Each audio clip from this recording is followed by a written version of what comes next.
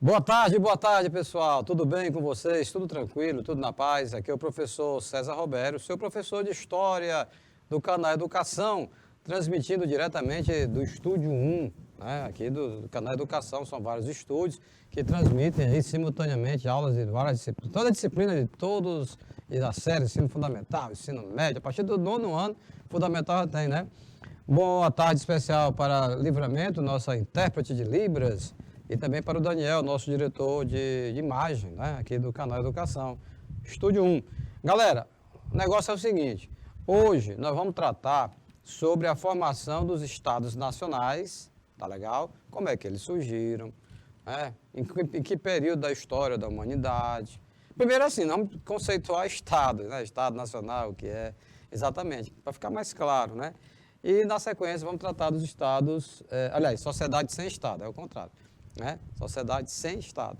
Boa tarde para São Francisco do Piauí, para Simões e os outros municípios, Pajeú, né, que estão conectados nas ondas poderosas do canal Educação. Eis o nosso roteiro da aula de hoje. Entender como ocorreu o processo de formação dos estados nacionais, compreender os fatores que compõem a sociedade sem estado, tá legal? Então, nosso roteiro é esse e vamos concluir como? Vamos concluir exercitando nossas aulas, né? Concluir as duas aulas exercitando com questões relativas aos assuntos, a esse tema, né? Que nós estamos trabalhando, né? E vamos trabalhar na aula de hoje.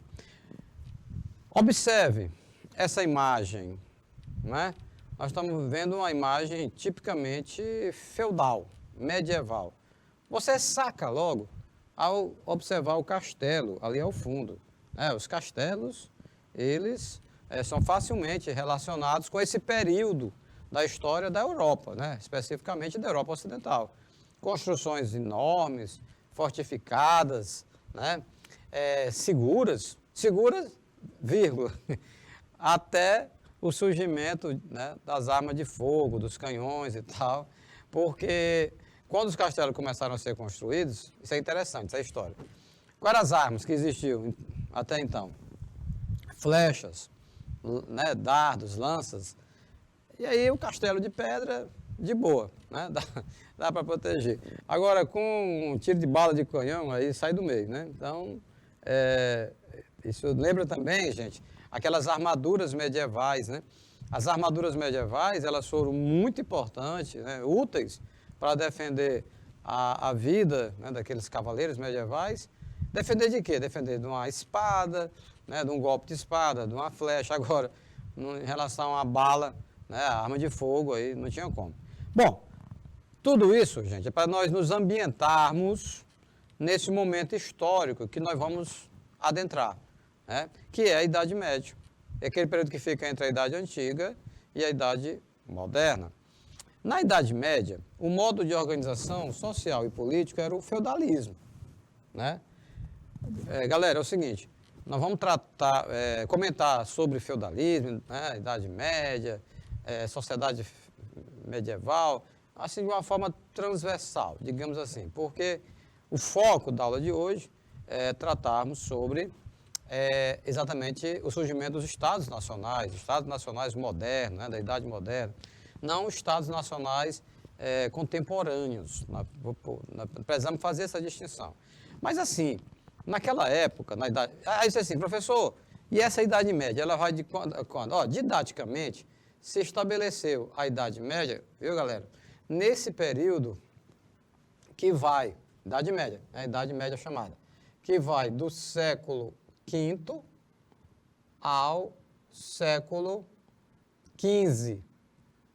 Entendido?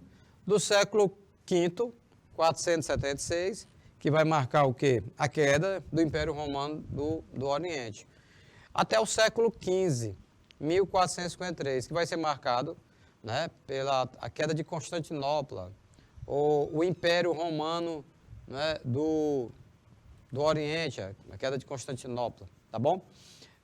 Tomada de Constantinopla pelos turcos otomanos, legal?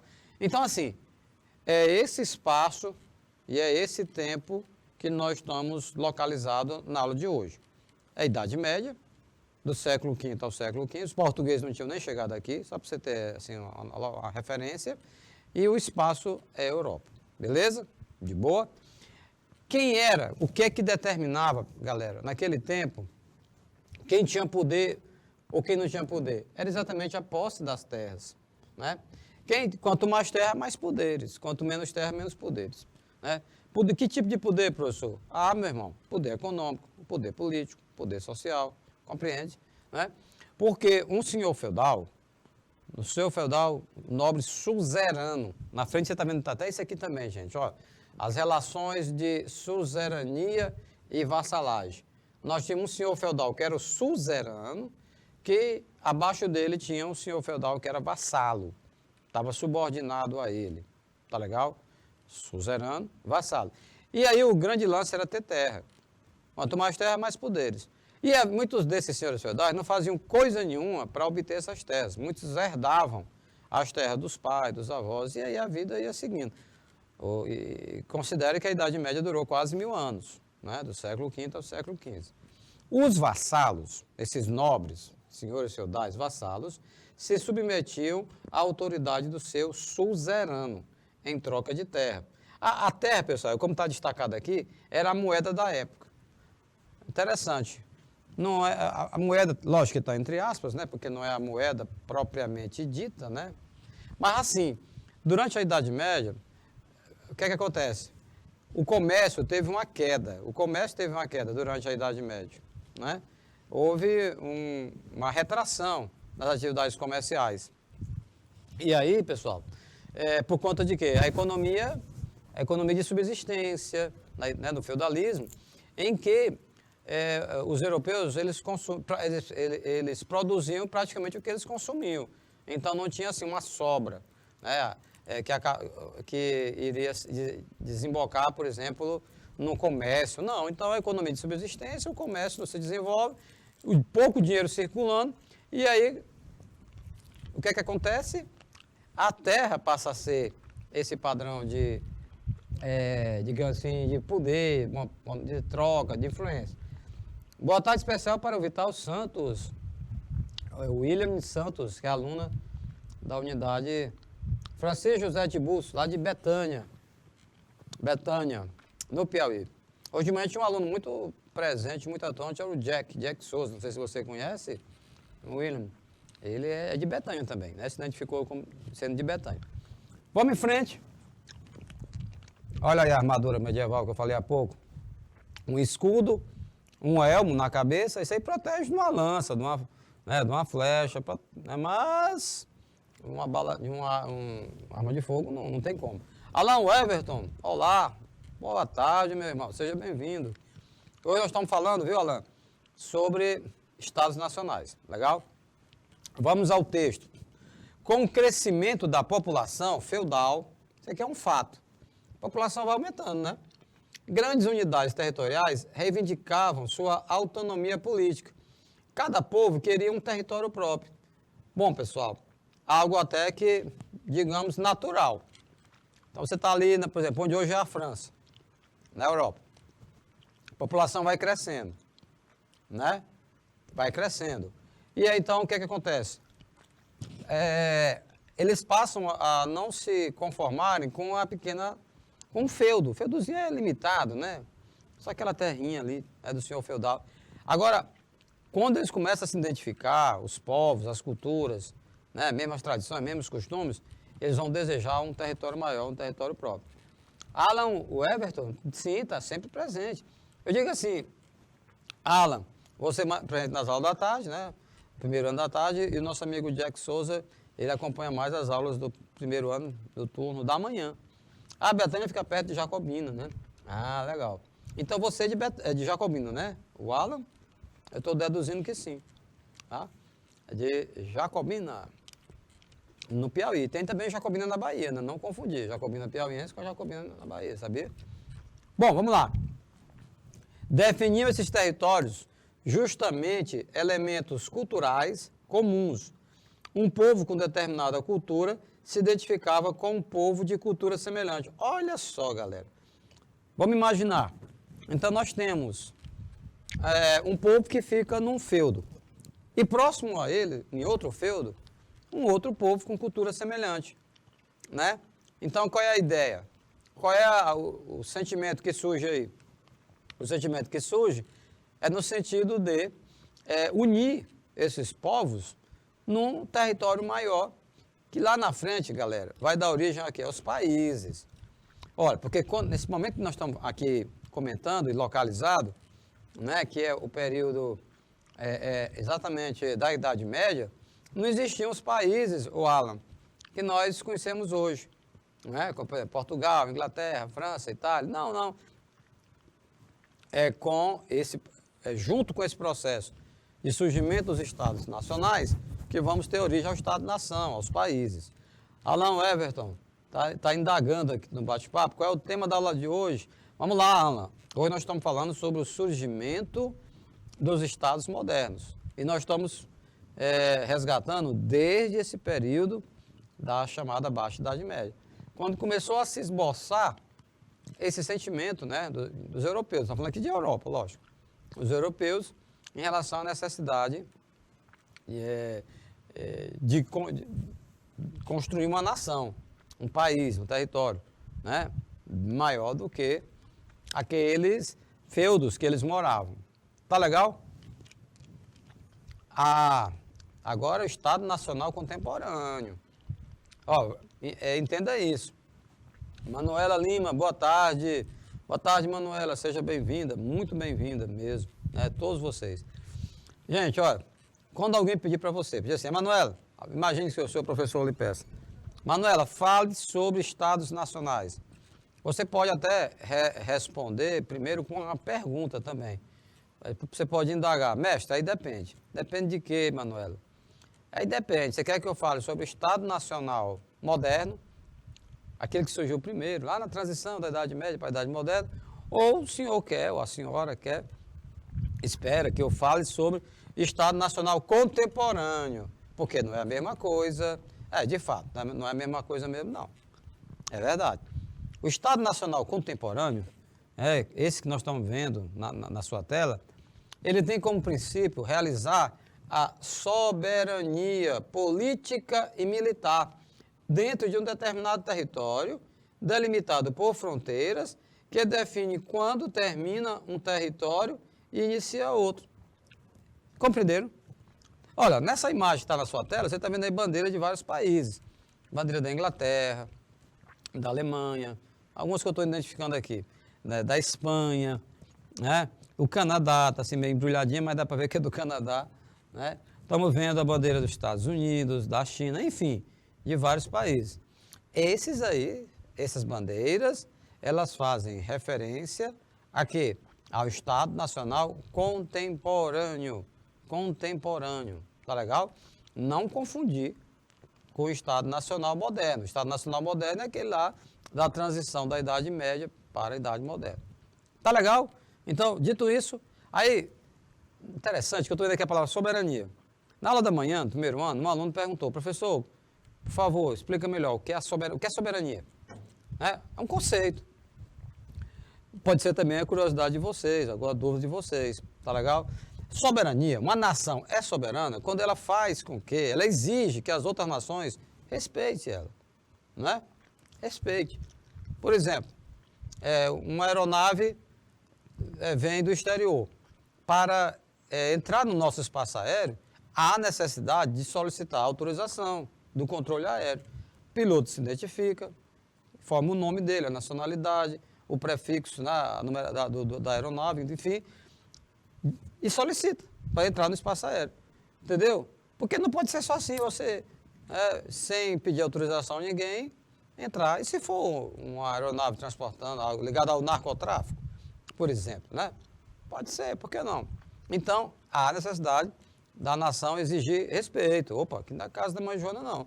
Então, soberania. Soberania é isso. Soberania, tanto política quanto militar, né? É você exigir respeito. Você respeita as outras nações, mas exige que elas também lhe respeitem, né? Não pode ser assim de qualquer forma, não. Tá legal? Bom, na sequência, vamos ter o quê? O Estado Nacional é também chamado de Estado-nação, viu? Se você encontrar por aí, no enunciado de alguma questão, de alguma alternativa, né? Onde estiver escrito Estado-nação, entenda também que é o Estado Nacional contemporâneo. Ele leva em consideração as pessoas, veja bem, o Estado-nação leva em consideração as pessoas que vivem no território e que possuem características singulares. Singular quer dizer o quê? Singular é oposto de plural, né? Singular é algo próprio, é algo que é específico, né? Algo que é único, singular. Tá legal? Segundo o quê? A sua identidade, gente. O que é que separa? Então, o que é que separa uma nação da outra? A língua, o idioma que ele fala, a religião, a moeda que ele utiliza, o hino do país dele, enfim. Mas tem também identidade, isso aqui é identidade cultural, histórica, étnica, tá certo? Que são colocadas em prática dentro do Estado. Assim, em outras palavras, seria assim, são colocadas em prática dentro do território, né? Porque quando você for imaginar Estado-nação, você pode imaginar o quê? Você pode imaginar em relação ao Estado-nação, algo mais subjetivo? Pode. Como, por exemplo, o hino. O hino é algo que você, você relata, né, que você canta seu hino, mas não é algo concreto, algo tangível. Tá legal? Agora, quando se fala numa moeda, não, a moeda daquele país, é euro, é o dólar, é o iene, é o peso, então você pega na moeda, é tangível, né? Agora, o limite do território de um país também, tá? Também, tá certo? Então é preciso ficar atento a essas características, né, do Estado-nação. Ô Alan, vai cair esse assunto na prova de humana? Muito provável, Alan, porque, inclusive, é um assunto do momento, né? Você já vai ver que esse assunto ele está, assim, muito fortemente marcado por atualidades, né? A gente vai falar sobre os curdos, sobre os palestinos, são povos, né, sem Estado, nações sem Estado. Chechênia, por exemplo. E aí, sim, o Alan também está pedindo que nós expliquemos mais devagar. Tá bom, então um pouquinho mais devagar, né? Ok? Dito isso, né, em relação ao conceito de Estado-nação, né, quando é que surgiram? Quando que se surgiram? Os Estados-nações, ou propriamente dito, os países, surgiram principalmente no fim do século XVIII, início do século XIX. Galera, isso aí seria, digamos assim, não inclui, por exemplo, Portugal. Portugal é do século XIII, né? Então é algo bem mais antes. O surgimento do Portugal é bem mais antes. Portugal foi precoce, né? Foram constituídos, né, os Estados-nações como mecanismo de divisão do espaço geográfico internacional, estabelecendo uma nova configuração política espacial. Nova configuração política espacial, isso em relação ao território, gente. Em relação ao território, né? É uma configuração, tem limites, uma configuração espacial, né? Porque tem a ver com o espaço. E política também, porque vai ter um governo próprio, né? Os mecanismos até de defesa da soberania, podemos também falar assim. Fruto da burguesia, cara, olha, quem são os burgueses? Comerciantes. Os burgueses são comerciantes, né? Enriqueceram através do comércio, chegaram a ficar mais poderosos do que alguns senhores feudais. Tudo isso através de quê? Daquela habilidade que os burgueses tinham de comprar barato e vender caro, por exemplo, né? Então, não só a burguesia, né, tinha interesse no surgimento dos estados modernos, como também a indústria, né? Como também a indústria. Na verdade, assim, a interpretação que está sendo dada nesse segundo parágrafo é o seguinte: a burguesia tinha interesse. A burguesia tinha interesse, né, no surgimento dos Estados nacionais para conseguir lucrar mais, porque aí os governantes iriam ajudá-los, favorecê-los. Nós vamos falar sobre isso daqui a pouco. Olha o Alan Everton, burguesia não é da Bulgária? Não. Da Bulgária são os búlgaros. Então a burguesia, assim chamados, Alan, porque nasceram nos burgos, né? Nos burgos, naquelas localidades onde se praticava ativamente o comércio. Então, por nascer no burgos, chamado burguês. Tá legal? Então, essa história de surgimento de Estados-nações, né, de países, tem a ver exatamente com a contribuição para proteger o mercado de um determinado território. Proteger o mercado. Ou seja, burguesia é um pronome. Alan, não, burguesia, no caso, é um substantivo, né? É um substantivo, tá bom? A burguesia, né? Não é um pronome. Ok? Então, meus queridos, já que a burguesia, viu, Alan, está interessada e muito no surgimento dos Estados nacionais, por quê? Porque vai proteger o quê? Proteger suas mercadorias, o exército vai proteger sua mercadoria e outras vantagens mais. Então, eles percebem que era mais interessante, né? Para eles, burgueses, era mais interessante que os estados nacionais se consolidassem. Os países, as nações. E aí você pergunta assim, professor, e quem não se organizasse em forma de Estado-nação, o que é que acontecia? Ah, meu irmão, quem não realizasse medidas de proteção de mercado seria incapaz de competir com produtos ingleses. Então era preciso fechar o mercado. Observe, os ingleses já estão fabricando a todo vapor, não é verdade? E aí, as nações que não tivessem nenhum tipo de defesa, já ia sofrer muito, né? Como está colocado no texto, quem não realizasse medidas de proteção de mercado seria incapaz de competir com os ingleses. Então era possível fechar o mercado. Ó, veja bem, realizasse medidas de proteção de mercado. Na sequência, vai falar incapaz de competir com produtos ingleses. Olha, a Inglaterra não vai aceitar tudo isso assim, tranquilamente também não, né?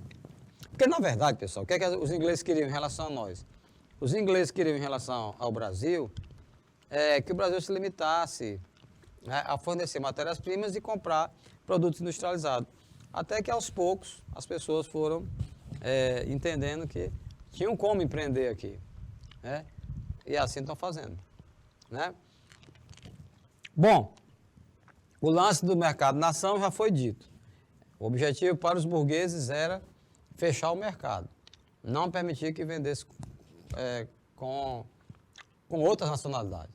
A proteção de mercado não devia se limitar apenas, não devia, né? Apenas fiscalizar fronteiras ou taxar produtos, né? Mais do que isso, era preciso construir sentimentos, gente. Agora aqui sim, construir sentimentos, amor, pátria e o nacionalismo, né? Esse sentimento em seu povo. Então vejam, o que o Estado tem de racional, de lógico, de concreto, a nação ela tem de emocional.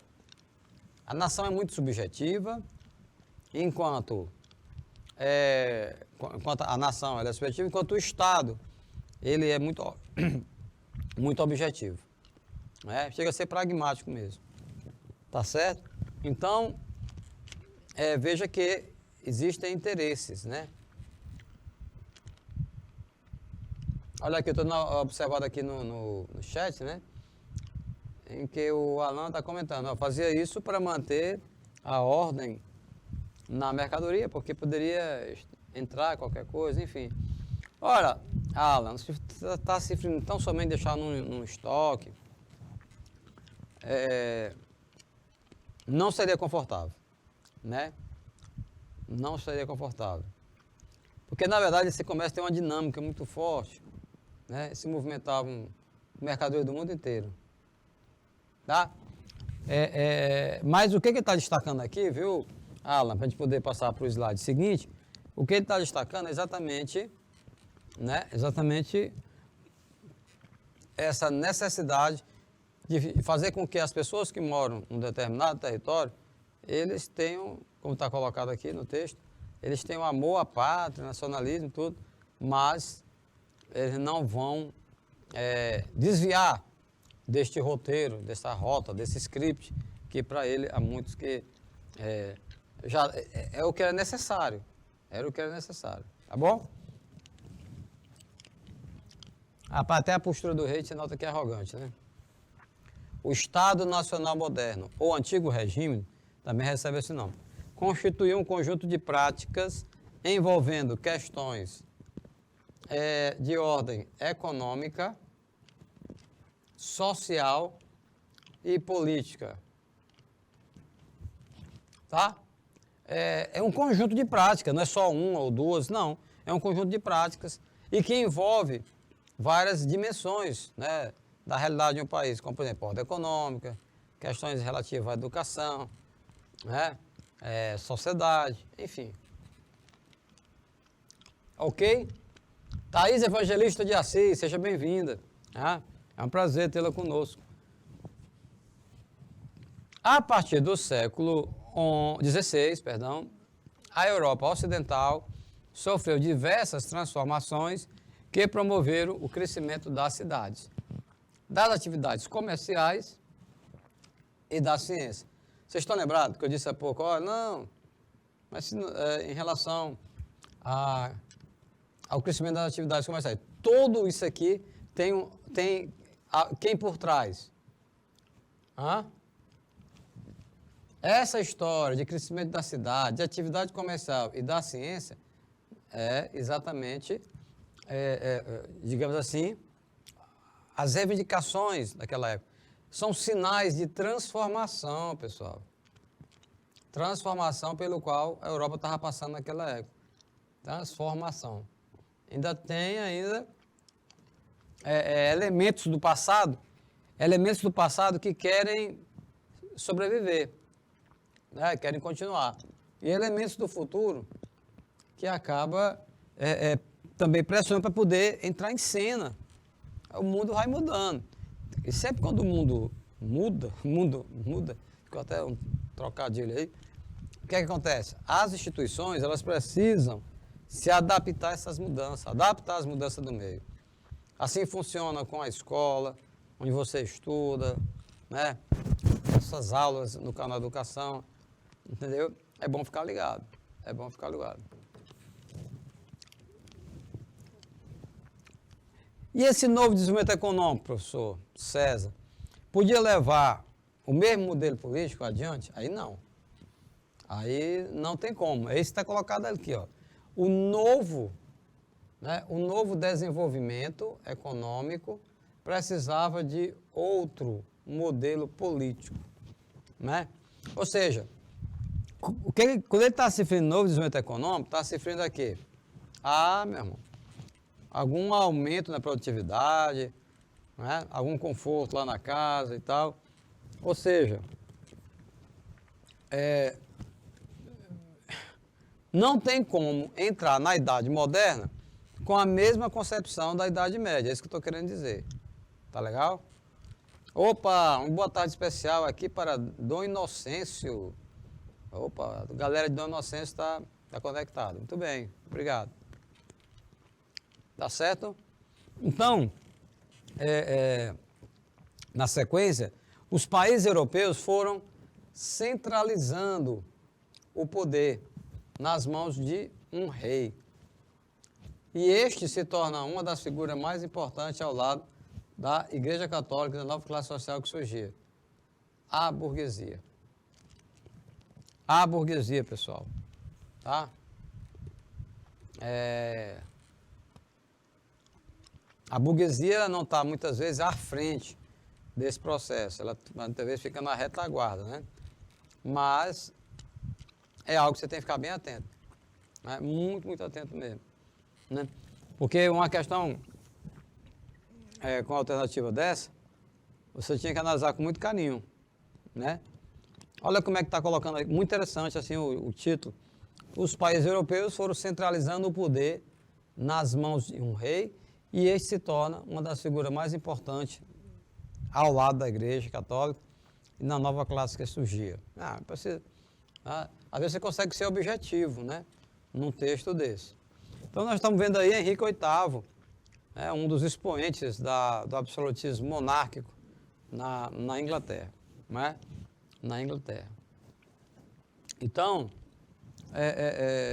essa sequência de raciocínio que vocês estão compreendendo, nós estamos procurando evoluir até o sentido de se materializar, né? o Estado moderno, né? O Estado Nacional moderno. Tá legal? E esse casal, quem são esses caras? O que fazem? Você está vendo ele aí com as moedinhas, aí fica olhando, a mulher também está ali olhando de lado, no olhar 43, isso aqui lá do RPM. Mas veja bem, os ideais mercantilistas, esses ideais mercantilistas conquistam os mercados comerciantes, né? Os mercados comerciantes e profissionais burgueses. Então, fiquem de olho nessa classe social. Os burgueses, né? Os burgueses, tá? Eles surgem assim como quem não quer nada, pequenos comerciantes, outros no máximo, né? Comercializando aquele produto de cidade em cidade, enfim. Mas vai chegar um momento em que esse burguês, esse comerciante vai contratar pessoas, né? Para também trabalhar com ele. Tá? Então, nós estamos falando aqui de ideias, melhor dizendo aqui, ideais. Os ideais mercantilistas conquistam muita gente, mercadores, comerciantes e burgueses. E o dinheiro passa a ser mais importante que a terra. Isso origina o nascimento de um novo sistema econômico, o capitalismo. Né? Então, observe que no início da aula, nós estávamos comentando sobre essa classe social, a burguesia, e eu comentava o seguinte, olha,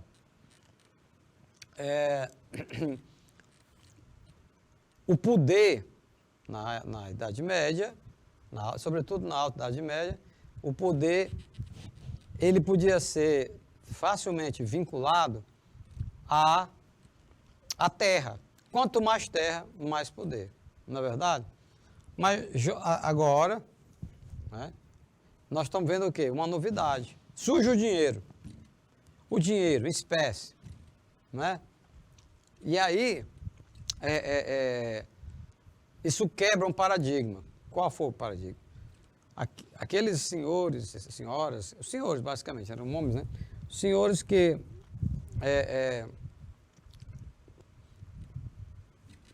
tinham um prestígio na Alta Idade Média por conta da terra, eles agora não vão mais ter isso não, cara, porque terra perde valor, né? Eles não tinham alguém para cuidar disso, né? Havia a necessidade de uma adequação. Em resumo, é isso. É nesse contexto que surge o capitalismo, né? Um novo sistema econômico. A formação da monarquia nacional. Tudo bem, professor. Então, foi dito aí, já entendi essa questão do feudalismo, senhores feudais e tal. Mas, como é que fica, né, a questão, na prática, da formação das monarquias, das outras monarquias nacionais? E aí o que é que ele lembra? A formação das monarquias nacionais ocorreu durante o período da Baixa Idade Média, entre os séculos XII e século XV, nos países da Europa Ocidental.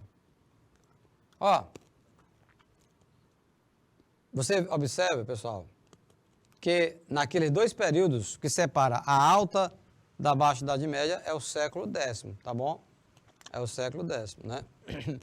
E outro detalhe, atente bem, aqui nós estamos referindo à Europa Ocidental, tá? Europa Ocidental, onde aconteceu tudo o que você está colocando aí, né?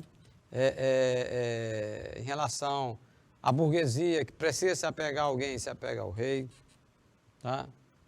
Isso que você constata ao analisar essas imagens, enfim. Os principais exemplos de monarquia nacional são a monarquia portuguesa, a espanhola, a francesa e a inglesa, tá bom? E a inglesa. Os senhores feudais, que possuíam o poder da Idade Média, começaram a perder sua posição. O rei torna-se a figura responsável por administrar a política, né, a economia, a justiça e o exército. Olha, não havia, viu gente, é um detalhe, algo que era para ter comentado no início da aula, mas veja bem, antes do surgimento desses monarcas, do absolutismo monárquico e tal, né, houve necessidade, inclusive, de você ter mais argumentos, né? Então, veja bem, como é que nós estamos pensando? Colocar naquela época, né? Como é que eles imaginavam, como é que eles colocavam, que eles trabalhavam. Nessa relação com os senhores feudais foi péssima. Por quê? Porque os senhores feudais, eles não estão tendo fôlego como teve em outros momentos históricos, tá? E aí não tem como desconsiderar, né, que esses senhores feudais, aos poucos, ele foi perdendo poder, perdendo prestígio, né? E quando esses senhores feudais se retiram, o rei torna-se a figura responsável para administrar a política, a economia, a justiça e o império. Epa, muita coisa para um rei, né? Olha só, o rei responsável por administrar a política, a economia, a justiça e o comércio. Né? Então, o que observamos? Um aumento nos poderes do imperador, não é? Do rei, melhor dizendo. O rei, ele agora vai ter amplos poderes, lembrando que na época da Idade Média havia também reis, né? Mas não tinha o mesmo poder que tinha o senhor feudal. Agora não, nós temos uma situação que se inverteu, né? Totalmente invertida nesse quadro que está colocado aí. Oi? Ah, é certo, a minha amiga Luana, né? A nossa amiga Luana, intérprete, né, de Libras, Luana, ela está lembrando aqui que é por isso que esses governantes, né, muita responsabilidade, acabam ficando todos com o cabelo branco, né, Luana? Muita preocupação, responsabilidade e tal. Muito bem. Boa tarde especial para Simões, Coronel José Dias e para Dom Inocêncio, São Francisco. Sejam todos bem-vindos. Faixa Grande do Ribeiro, né? Ok? Bom, a diminuição do poder dos senhores feudais também levaria ao fortalecimento político dos reis. Aliado com a ascendente burguesia, os monarcas tiveram maior possibilidade de arrecadar os impostos necessários para desenvolver e manter as instituições necessárias para a administração e a segurança pública. Gente, deixa eu fazer bem aqui um gráficozinho rapidinho. Ó, se você colocar numa linha do tempo, e vamos colocar aquele século lá. Então vamos imaginar aqui século X, né? Eu vou já colocar tudo em algarismo romano, porque fica até mais fácil para nós trabalharmos, né? Então, século X, século XI, século XII, aí vai, né? Mas o que eu estou querendo comentar com vocês é que 10, 11, 12, certo? o que eu estou querendo comentar com vocês é que aconteceu isso aqui, não é? Quem é que declina? Quem é que segue evoluindo? Olha, quando você fala, falou nobreza, né?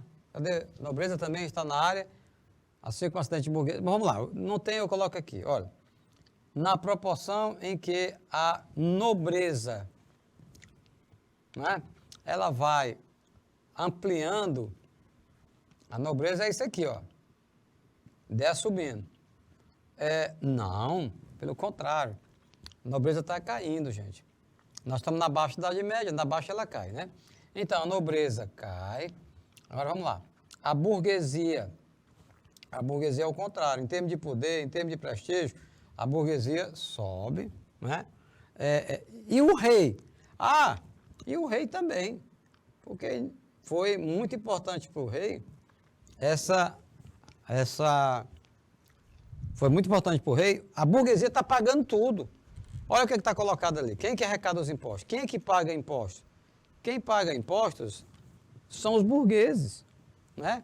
São exatamente eles, os burgueses, né? Então,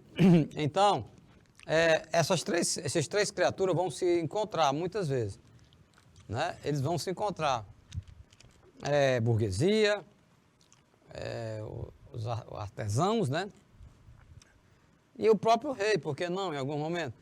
Mas vai chegar uma determinada circunstância que alguém vai entender que desses três aí, quem é que era mais beneficiado? O rei, a burguesia ou aquela pessoa que nessa sequência que está posta aí, né? Olha, se isso aí tudo for ficar nas mãos de uma só pessoa, a tendência é o quê? Tendências nefastas, né? Tanto no sentido de um governo autoritário, né, que se perpetua no poder, coisa desse tipo. Tá bom? Então, galera, vamos em frente. Ao tempo que beneficiava a burguesia, o rei cultivava o apoio da nobreza, reforçando os laços de fidelidade, né, entre eles, ao atraí-los para a corte e promovendo mais destacados, para integrantes importantes cargos no Estado. Ou seja, vamos lá, 3 segmentos que eu já comentei há pouco. Burguesia, quem são os burgueses? Os burgueses são os comerciantes, né? Então, eles estão atuando, dialogando entre si. A burguesia, tá? A burguesia, o rei e a nobreza. Tá legal? Lembrando o slide anterior, que a tendência da nobreza é cair, a tendência da burguesia do rei é ascender, subir, né? Reforçando o quê? Laços de fidelidade entre eles, ao atraí-los, atrai quem para a corte? O rei atrai a nobreza e atrai também a burguesia, né? E promovendo mais destacados para importantes cargos, né? Cargos no Estado. Então, assim, o rei fazia esse jogo, que ainda hoje é feito, né? Troca de cargos, tá? Para nomear, enfim. Pois isso é antigo, né? O Henrique VIII já fazia. Dessa forma, a nobreza perdia sua autonomia. A nobreza não dá mais essas Coca-Cola todas, não. E se tornava subserviente ao rei. Tá? Subserviente ao rei. A nobreza vivia do passado. A nobreza vivia da glória, dos brasões, que eram de famílias poderosas, né? Que tinham herdado muitas terras. Mas isso aí não se mantém por muito tempo. Não tem como, né?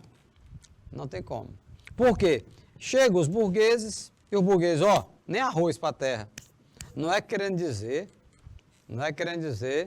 que esses que vieram substituir, né? No caso, esses comerciantes que vão se destacar, né? eles acabam demarcando o seu espaço na Europa e tendo poder econômico, tá? E prosperaram trabalhando, né? Trabalhando. E colocava em cargos, também colocava em cargos. A prática antiga, né? Essa história de cargos, né? Cargos do Estado. Bom, querendo ou não, como está colocado aqui no texto, a burguesia, ela, aliás, veja só, a nobreza, ela, aos poucos, ela vai perdendo sua autonomia e vai se tornando subserviente, né, ao rei. E são muitos que vão fazer esta subserviência, né, nesse sentido que você está vendo aí na tela. Ao mesmo tempo, as fronteiras, né, elas se tornavam o quê?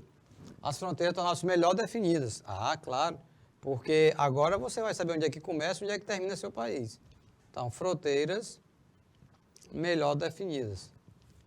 Gerando sentimento de quê? De uma identidade nacional, pelo reino. As pessoas se identificavam, né? Acabavam se identificando pela questão do passado em comum, a questão das tradições, do costume. Era isso que acontecia. Tá legal? Podemos seguir, né, em frente. Mas antes de seguir, só perguntar mais uma vez para vocês. Quais são os segmentos que vão estar se digladiando, né, em relação a essa questão da posse, do controle do Estado, né?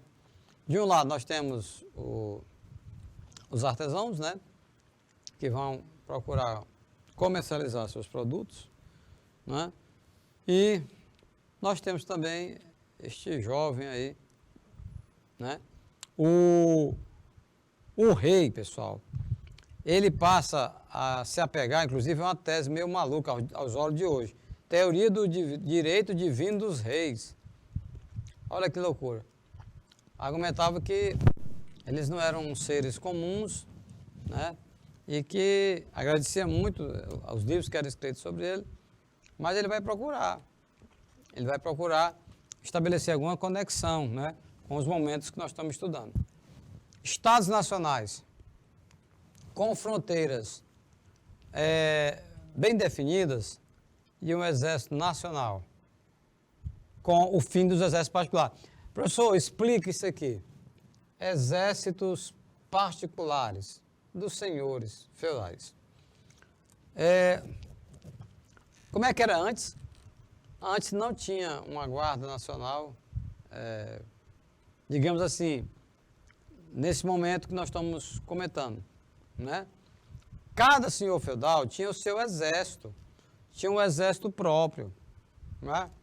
Cada senhor feudal tinha um exército próprio. Só que isso era muito complicado, né? Ainda hoje é. De tal maneira que as pessoas procuraram outro rumo, outra forma, né, de participar dessas celebrações todas aí. Então, pessoal, acaba com essa história de cada senhor feudal ter um exército. Isso não é bom, isso pode terminar mal, né? E é nesse contexto que nós temos essas seguintes informações aqui. As monarquias nacionais visavam o quê? A unificação dos padrões monetários e também um sistema de cobrança de impostos. Você sabe que só sobre a questão da carga tributária já dá uma baita de uma aula, não é? Se você for fazer toda uma retrospectiva, procurar entender como é que surgiu, né, procurando casar com esses períodos históricos que nós estamos estudando, por exemplo, né? Ok? Então, as monarquias nacionais visavam unificação. Para quê, gente? Para agradar quem? Olha, tudo isso aqui era para, sem sombra de dúvida, tudo era para agradar ao rei. Tá? Ao rei? Não, o rei vai fazer, vai assinar, mas é para agradar a burguesia. Desculpa aí.